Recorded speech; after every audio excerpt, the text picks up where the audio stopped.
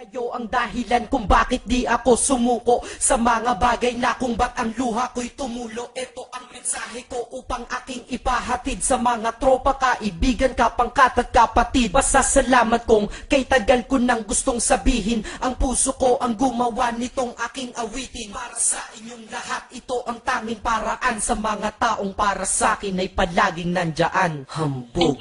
Kayo ang dahilan kung bakit di ako sumuko sa mga bagay na kung ba't ang luha ko'y tumulo. Ito ang mensahe ko upang aking ipahatid sa mga tropa, kaibigan, kapangkat at kapatid. Pasasalamat kong kay tagal ko nang gustong sabihin. Ang puso ko ang gumawa nitong aking awitin. Para sa inyong lahat, ito ang tanging paraan sa mga taong para sa akin ay palaging nandyan. Upang ako'y mabigyan ng kalakasan ng loob at manatili na nakatayo at di patataob na kahit na anumang pagsubok na nagdadatingan. Di ako takot pagkat alam kong may malalapitan. Pag ako ay mayroong problema na dinadala, akala ko ako'y nag-iisa, ngunit hindi pala. Alam nyo ba kung bakit?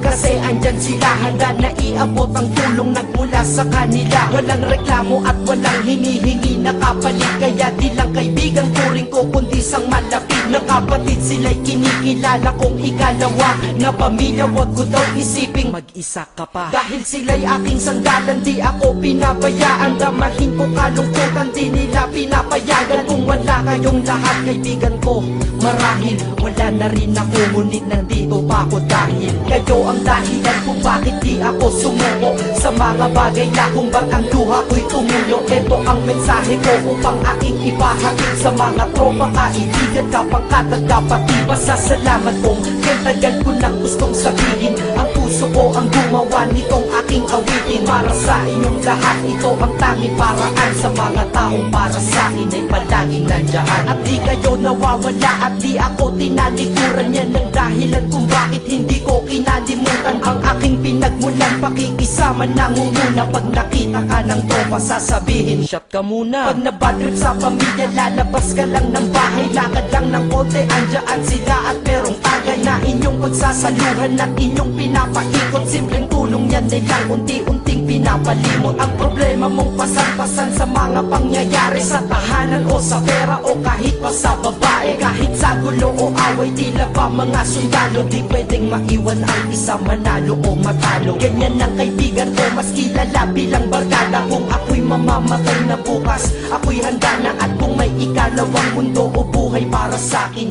sana magiging tropa ko kayo pa rin. Kayo ang dahilan kung bakit di ako sumuko sa mga bagay na kung ba't ang luha ko'y tumulo. Ito ang mensahe ko upang aking ipahatid sa mga tropa, kaibigan, kapangkat at kapatid. Pasasalamat kong kay tagal ko nang gustong sabihin. Ang puso ko ang gumawa nitong aking awitin. Para sa inyong lahat, ito ang tanging paraan sa mga taong para sa akin ay palaging nandyan. Kaya ako'y kontento na dahil kayo'y naging parte ng buhay ko. Sa kabutihan nyo, paano ko gagante? Magtatawagan ng mga tropa, kita-kita lang sa kanto. Pagkatapos didiskarte ng pichelyosi at baso. Papaikot ang sombrero para mag-ambag ang tropa. Kahit 20 pwede na, basta lamang makatoma.